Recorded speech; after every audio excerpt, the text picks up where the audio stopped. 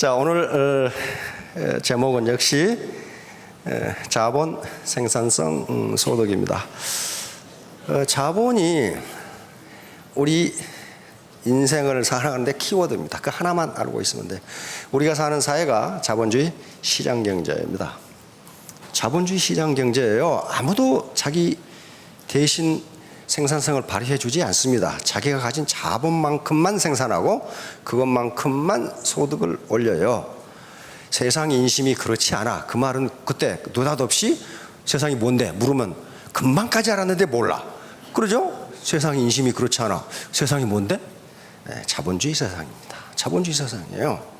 자, 자본을 축적하려면 어떻게 해야 되느냐? 공부를 해야 됩니다. 우리 박 회장께서는 공부하지 마라 그러는데 그 말은 이런 공부를 이야기하는 것이 아니고 무슨 우리 사회에서 흔히 공부라고 하는 지식, 머리 위주의 공부, 그러니까 지식 암기 위주의 공부는 별로 필요가 없어요.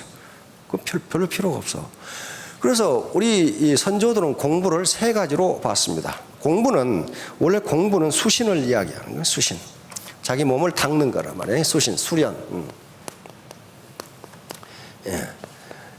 성리학에서 공부를 수신이라고 하는데 내 몸이 내 인격이 어떻게 되어 있냐 하는 게 공부예요. 그런데 우리 조상들은, 성리학자들은 우리 몸은 세 부분으로 구성되어 있다고 봤어요. 하나는 머리, 이거 헤드예요. 헤드. 머리로는 뭘 해야 돼? 지식 습득을 합니다. 그렇죠? 그 다음에 가슴은 뭐예요? 정직성, 도덕성 같은 따뜻한 마음씨예요. 더불어 잘 살아야 되겠다. 나만 잘 먹고 잘 사는 것이 아니고. 세 번째는 육체. 요 세 개를 합해서 몸이라고 불렀습니다. 그러니까 공부는 세 가지로 나눌 수 있어요. 머리 공부, 마음 공부, 몸 공부. 따뜻한 마음. 나 혼자 잘 먹고 잘 살려고 하는 것이 아니고 스폰서하고 동반 성공해야지. 정직하게 해야지. 도덕적으로 해야지. 요 마음. 그런데 나만 잘 먹고 잘 살겠다고 하는 사람들이 그렇게 하면 좋겠는데 그렇게 못해요. 자연 창조 법칙은 그렇게 되는 게 아닙니다. 불량한 놈이 잘 사는 법이 없어요. 현대 산업사회에서 통상 산업구조를 이야기할 때 산업을 세 가지로 이야기합니다. 1차 산업, 2차 산업, 3차 산업. 그 말 들어보셨죠? 1차 산업은 자연으로부터 재화를 채취하는 행위를 1차 산업이라고 그럽니다. 자연으로부터 재화를 채취하는 행위예요. 그 재화를 자기가 만든 거 아닙니다. 예를 들면 농부가 농사를 짓는 행위, 그 생산이에요.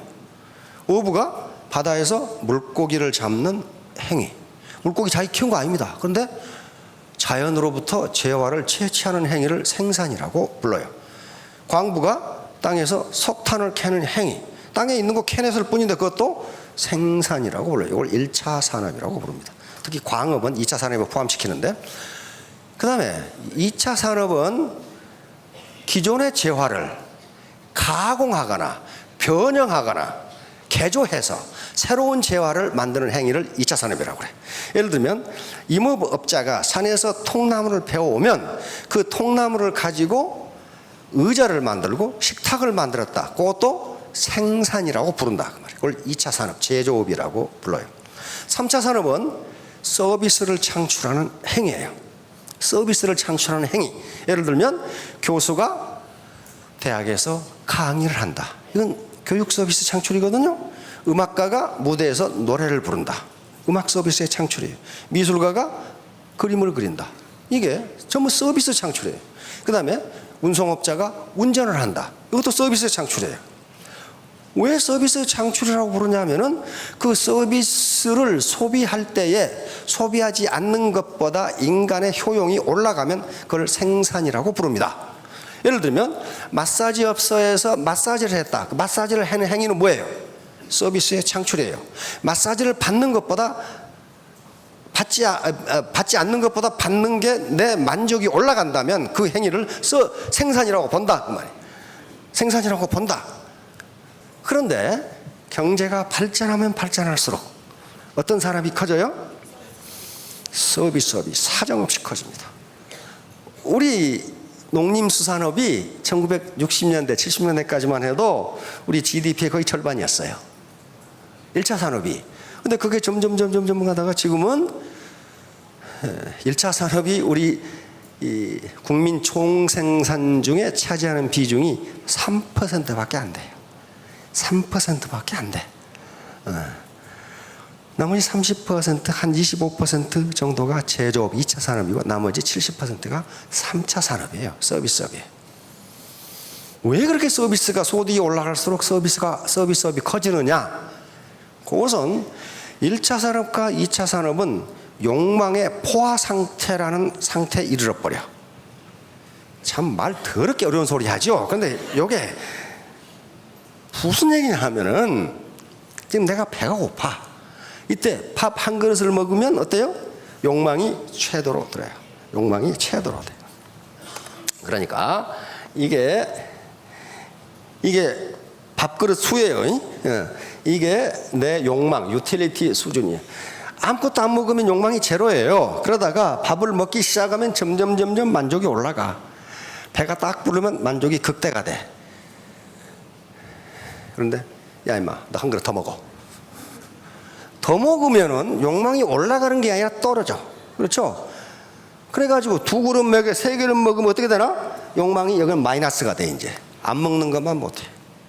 다시 말하면 1차 산업, 이건 욕망의 포화 상태가 있기 때문에 일정 이상 소비하면 그 이상 소비하지 않는 것이 더 나아. 2차 산업도 마찬가지예요. 2차 산업도 우리 집에 세탁기가 하나 있어. 그런데 친구가 세탁기 하나 더 준대.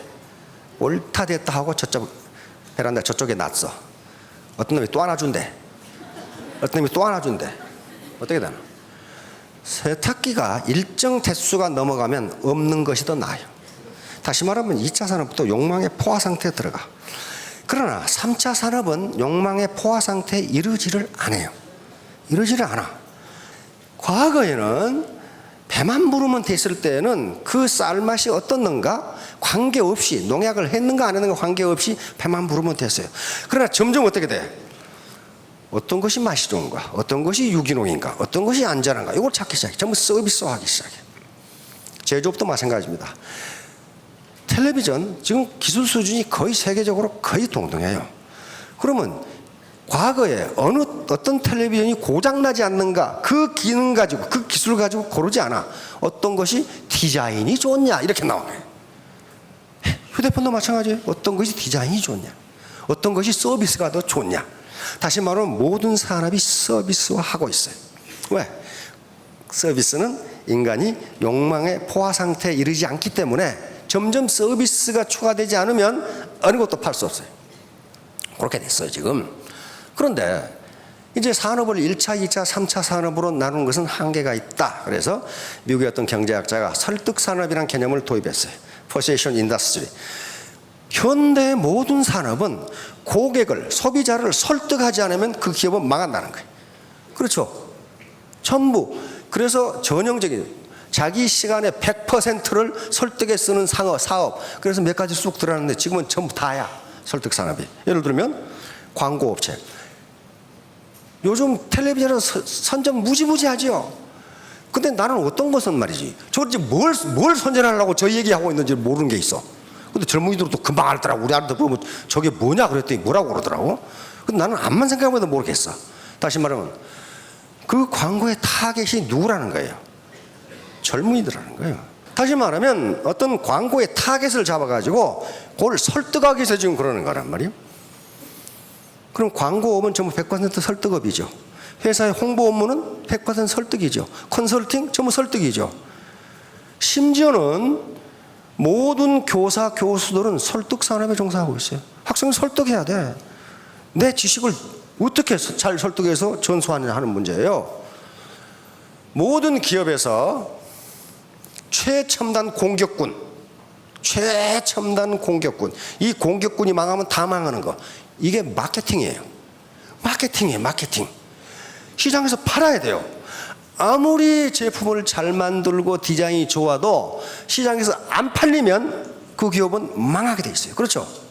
망하게 돼 있어요. 그 좋으면 뭐해? 안 팔리는데. 그러면 맨 첨단 공격 부대가 마케팅이에요. 마케팅을 하기 위해서는 소비자가 고객을 설득하지 않으면 안 돼요. 그렇죠? 설득해야 돼. 강제로 사게 할 수는 없어. 왜? 우리는 자본주의 시장 경제예요. 강제로 어떻게? 그것은 법률 위반이에요. 자, 그러면 문제는 이제 어떻게 고객과 소비자를 설득하느냐 하는 문제예요. 지금 네트워크 마케팅, 참 말은 근사한데 쉽게 말해서 다단계 그 말이에요. 다단계가 이렇게 국민적 인식이 나쁜 것은 뭐 때문에 그래요? 과거 이 업을 했던 사람들이 설득을 어떻게 했느냐? 허풍과 거짓말로 했다 말이에요. 허풍과 돈 번다고 거짓말로 설득을 해서 홀라당 넘어가지고 하다가 패가망신했기 때문에 이런 속에. 그러니까 설득을 한다는 것은, 자, 오늘날에 있었던 얘기 아니에요. 지금부터 300년 전에 아리스토텔레스라는 세계 아주 인류의 최고 학자가 수사학이라는 데서 설득이라는 것을, 수사학 전체가 설득이에요. 어떻게 상대방을 내가 원하는 대로 생각하고 내가 원하는 대로 행동하도록 할 것인가, 이게 설득이에요. 그렇죠? 아리스토텔레스는 설득의 수단을 3가지로 이야기했습니다. 3가지. 요 3가지는 지금도 전혀 변하지 않아요. 전혀 변하지 않고 여기에 이유를 제기하는 학자도 하나도 없어요. 맞다. 첫째가 로고스. 둘째가 파토스. 세 번째가 에토스예요. 이 3개가 합해져서 설득이라고 하는 것으로 이루어집니다. 그러니까 설득은 강제로 또는 허풍으로 누군가를 유인하는 것이 아니고, 요 3가지 방법으로 상대방을 내가 원하는 방향으로 생각하고 행동하도록 하는 게 설득이에요. 네트워크 마케팅 산업이 전형적인 설득 산업이에요. 설득 끝나면 그 라인 끝나요. 설득 실패하면 끝난다고요. 그러면 아리스토텔레스는 설득을 어떻게 할 것인가 3가지를 딱 제시했어요. 첫째가 뭐라고 그랬어요? 로고스. 이것은 논리, 합리성, 진실, 이런 얘기입니다. 여기서 로직이라는 말이 이것의 어원이란 말. 로직이 뭡니까? 논리의 논리. 논리적으로 내가 하는 말이 맞느냐 하는 거예요. 맞느냐. 이건 지식과 머리 공부와 관련됩니다. 논리적으로 설득할 수 있어야 된다는 거예요. 여긴 2가지가 있습니다. 하나는 단어의 선택이고 하나는 문법입니다. 정확한 단어를 선택해야 돼. 해모임을 설명할 수 있는 정확한 단어를 모르고 그거 말이지 뭐 물이 어떻게 시커멓게 돼가지고 있는데 그렇게 해서는 안 된단 말이에요. 그래서 그 사실을 알려고 하는 거예요. 왜? 그 정확한 용어를 알면은 설득 시간이 단축이 돼요. 그렇잖아요. 단축이 돼. 그 다음에 아무리 옳은 단어를 선택했더라도 문법적으로 말이 맞지를 않으면 설득이 되지를 않는다, 그런 말이에요. 2가지예요. 정확한 단어를 선택해야 되고 문법적으로 맞아야 돼요. 요건요 보통 사람만 저지르는 오류가 아니에요. 꽤나 유명한 사람들도 책 써놓은 거 보면은 이걸 지금 무슨 말을 이렇게 해놨는지 모르는 사람이 있어요. 그것은 분명히 단어는 옳게 선택했는데 문맥 구성이 안 되는 거예요. 문맥 구성이 안 돼. 옛날에 그런 코미디도 있었죠. 내가 학교에 가는데 우리 엄마가 밥을 먹고 우리 아버지는 자동차를 운전하고 뭐 어쩌고저쩌고, 도대체 무슨 말인지를 몰라. 그럼 그렇게 해가지고는 안 된다는 게 바로 로고스예요. 로직. 그런데 2번째는 설득은 그것만 가지고 되지 않는다는 거예요. 아리스토텔레스는 2번째가 파토스입니다. 파토스. 이것은 감성적 호소력이에요. 사람은 논리적으로 맞다고 해서 설득당하는 게 아니에요. 그 사람 감성에 나와서 아 그렇네 하고 그 사람이 받아들여야 돼요. 특히 한국인은요 이성적이기보다는 대단히 감성적이에요. 이것은 이성에 해당하는 거예요. 레이셔널한 거예요. 예. 이건 이성에 해당하는 것이라면 이것은 감성에 해당하는 거예요. 이모셔널한 거예요. 감성에 해당해요. 상대방의 감성에 호소해야 된단 말이에요. 미국이나 서구는 굉장히 이성적입니다. 굉장히 계산이 아주 합리적이고 판단도 합리적으로 하고 둘이 대화할 때도 이성적으로 해요. 우리는 감성이 앞서요. 길에서 접촉사고 나가지고 싸우는 사람 보면 누가 잘했냐 잘못했냐 가지고 안 싸워요. 왜 말을 그따위로 하냐 가지고 이 젊은 놈이 말을 그따위로 하느냐 그러면 당신이 뭔데 뭐 그거 가지고 그러니까 그건 접촉사고 아무 관계도 없어. 근데 말을 왜 그따위로 하느냐 가지고 싸워. 다시 말하면 그만큼 감성에 민감하다는 거예요. 다시 말하면 무슨 얘기냐면은 지금 내가 이렇게 화자인데 말을 설득을 하려고 하는 사람인데 현재 그 말을 듣는 사람의 기분 상태가 어떤가를 말하는 사람은 알아야 된다는 게 아리스토텔레스 얘기예요. 기분이 좋은 건지 나쁜 건지 지금 시간이 있는 건지 시간이 촉박한 건지 즐거운 건지 슬픈 건지를 모르고 아무렇게나 얘기해가지고는 아무 효과가 없다는 게 아리스토텔레스의 이야기입니다. 그러나 즐거우냐 불안하냐가 설득을 결정하는 것은 아니라고 이야기합니다. 예를 들면 굉장히 불안한 사람은 그 불안 심리를 이용해서 설득을 할 수도 있다는 거예요. 그러니까 기분 상태를 아라는 건 뭐냐면은 아라는 건 상대의 기분을 고려하지 않고 얘기해서는 아무리 논리적으로 맞더라도 설득이 안 된다는 게 아리스토텔레스의 얘기예요. 성공하려면 세 가지 CPP 그래서 제가 한 적이 있습니다. CPP. 먼저 C는 용기입니다. 용기. 카리지. 용기라는 것이고 용기가 있어야 돼. 용기. 누구한테 가서 말을 걸 수 있는 용기. 요 제품이 좋습니다. 그건 자기 확신이 있어야 돼요. 좋지도 않은데 좋다고 하면 그건 양심이 꾹 찔리죠. 용기가 있어야 되고 두 번째는 열정이 있어야 돼요. 내가 지금 성공하려고 하는 열정이 전혀 없는데 어느 날 갑자기 눈 떠보니 성공했더라. 그런 법은 없어요. 내가 사법고시를 보려고 전혀 생각을 안 했는데 어느 날 갑자기 합격자 명단에 내 이름이 들어있더라. 그런 거 없어요. 열정입니다. 열정. 패션. 세 번째는 끈기입니다. 끈기, persistence. 끈기. 이 세 가지 요소 중에 하나라도 없으면 성공 못합니다. 그런데 도대체 용기가 뭐냐 하는 거 가지고 또 아주 연구가 무지하게 많이 돼 있어요. 용기가. 용기 그러면 지금까지 몰랐던 분이 안 계신데 용기가 뭐야? 그럼 물으면 갑자기 몰라지죠. 용기가 뭔데? 그런데 미국에 롤로 메이라고 하는 정신분석학자가 있는데 이 양반은 용기를 네 가지로 나누었습니다. 네 가지로 나누었어요. 첫째가 육체적 용기입니다. 육체적 용기, physical courage 이렇게 했네. 육체적 용기. 다시 말해 육체적 용기는 내 목숨이 이태로울 수 있는 상황에서 내 몸을 던져 무언가를 이루는 용기. 이걸 육체적 용기라고 그래. 예를 들면 총알이 빗발치게 날아드는 전쟁터에서 공격 앞으로를 감행하는 장병. 용기 있죠. 육체적 용기예요. 집이 언제 무너질지 모르고 화마가 휩쓰는 가운데 그 불을 진압하는 소방관의 용기. 육체적 용기죠. 육체적 용기예요. 그런데 애터미 사업에서 육체적 용기를 발휘할 시간은 거의 없어요. 내가 죽음을 무릅쓰고 판다. 그런 거 없어. 두 번째가 도덕적 용기입니다.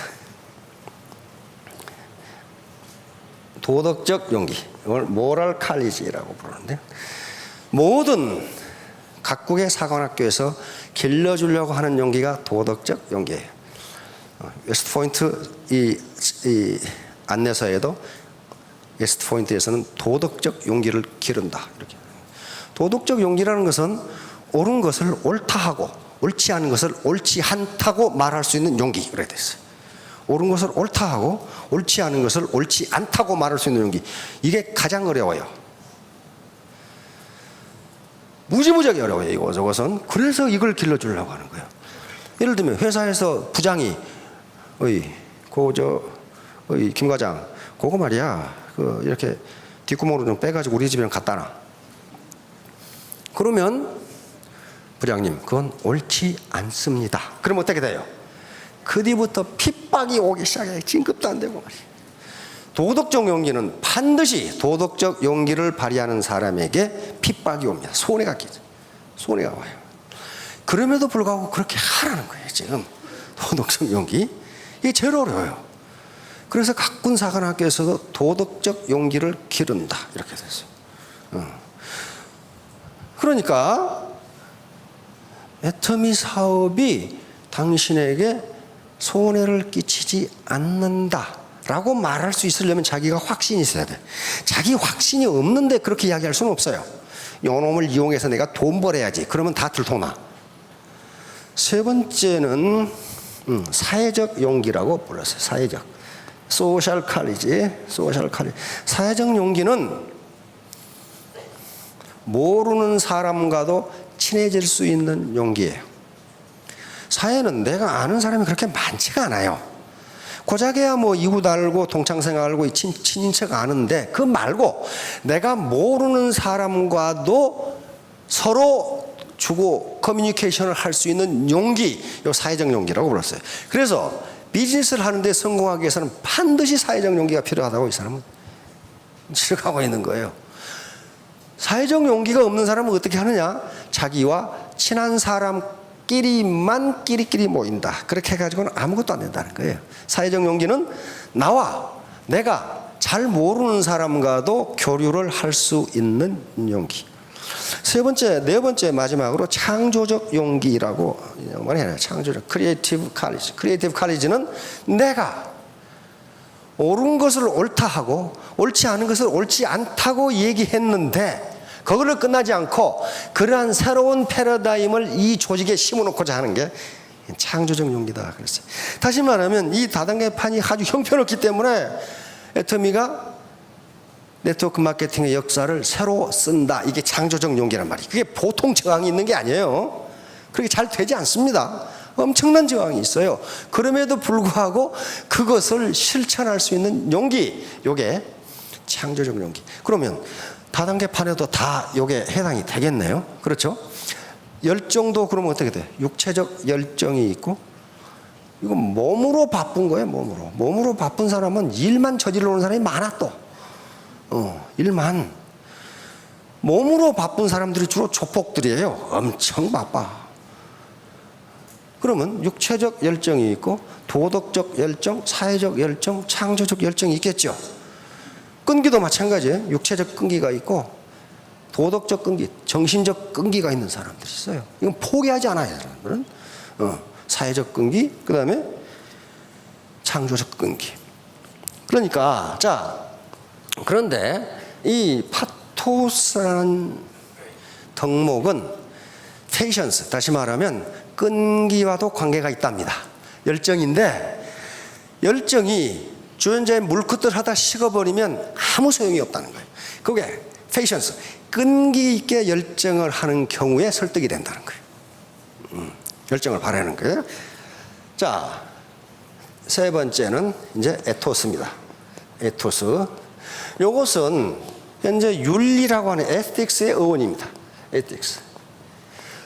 요것은 아무리 그 사람이 논리적으로 얘기하고 아무리 그 사람이 감성을 자극해서 눈물이 나게 만들어도 그 말하고 있는 그 사람을 인격적으로 믿을 수 없다면 설득은 되지 않는다 그 말이에요. 아리스토텔레스가 한 얘기예요. 다시 말하면 에토스는 뭐냐 하면은 그 사람의 품성과 인격으로부터 우러나오는 인간적 신뢰감, 이걸 에토스라고 그래요. 그러니까 이게 가장 중요하다. 아리스토텔레스는 요게 10%라고 그랬어요. 영향력이. 요게 30%, 이게 60%라고 그랬어요. 60%.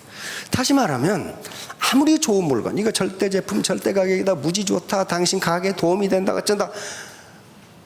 그러니까 논리적으로 설명을 했고, 그러겠네. 받아들였어요. 근데 말하는 놈이 지금까지 사기꾼이었어. 안 믿는다는 거예요. 그거 안 믿는다는 거예요. 말하는 사람의 인격과 품성으로부터 우러나오는 신뢰감, 이걸 에토스라고 불렀어요. 그래서 이게 가장 중요하단 말이에요. 그러니까 내 라인이 안 큰다, 그 말은 내가 신뢰감을 주고 있는가를 생각하셔야 돼요. 그런데 요건 신뢰감은요, 말로 되는 게 아닙니다. 이심전심, 마음과 마음으로 통하는 거예요. 예를 들면 계속 거짓말만 먹고 살았다. 그러면 어떻게 돼요? 자기는 모르는데 옆에 사람이 보면 거짓말 냄새가 나. 계속 허풍만 쳤다. 자기는 몰라. 그런데 옆에 사람이 보면은 허풍 냄새가 나. 굉장히 비도덕적이다. 그 비도덕 냄새가 나요. 날마다 그것만 먹고 살았거든. 마음이 불량해. 어떻게 해서 저놈을 속여 먹을까? 자기는 몰라. 또 다른 사람이 모르는 걸로 알아. 그런데 그 사람에서는 속임수 냄새가 나요. 그러니까 에토스, 그 사람한테서 어떤 인격적 냄새가 나느냐 하는 것은 그 사람이 지금까지 어떻게 살아왔느냐 하는 것이지, 금방 무슨 설득하려고 지어먹은 마음으로 그렇게 되는 게 아니에요. 이걸 뭐라고 그러냐? 육감이라고 그래. The sixth sense. 우리는 오감을 가지고 사람을 판단하는 게 아닙니다. 오감은 뭡니까? 눈으로 보고, 이거 시각이죠? 입으로 말하고, 귀로 듣고, 그렇죠? 피부로 만져서, 냄새로, 코로 냄새 맡고, 이것만 가지고 사람 판단하는 게 아니에요. 이렇게 이야기하다 보면 뭔지는 설명 못 하겠는데 굉장히 기분 나쁜 사람이 있어요. 어떤 사람은 그러니까 준 것 없이 미운 놈이 있고 받은 것 없이 이쁜 사람이 있어. 그렇죠? 그건 뭐예요? 이 사람에서 풍기는 인격의 냄새가 그렇다는 거예요. 그걸 우리는 육감으로 느끼는 거지. 주로 사기꾼 치고 또 말을 못한 놈이 없어. 다 잘해. 그런데 그 말을 안 믿어요. 이 에토스는 진정성하고 관계되는 게 진정성. 과연 그 사람이 오센티시티, 그 말을 진정 가슴에서 나온 말로 하느냐, 안 그러면 입에 발린 말이냐 하는 거예요. 설득도 마찬가지일 거 아니에요. 내 진정성이 전달되느냐 하는 문제예요. 진정성 전달 안 되면요, 아무리 논리적으로 하고 아무리 상대방의 감성을 흔들어도 결론은 사기꾼, 너나 해라, 그렇게 된단 말이에요. 진정성이라는 게 가장 중요합니다. 이게 무슨 충자예요? 충성충자. 그렇죠? 네, 충성충자. 요건 믿을 신자. 근데 논어나 고어에서 충은요, 우리가 생각하는 충성하고는 관계가 없어요.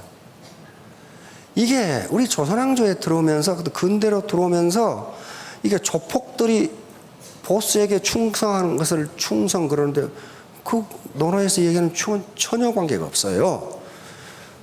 요 충은 문자 풀이를 해보면 어떻게 됩니까? 중심이죠. 당신의 가운데 마음이야. 당신의 진정성이야. 이게 충이에요. 당신의 진정성. 공자가 주충신 그랬어요. 항상 충과 신을 너의 주인으로 삼아라, 그 말이야.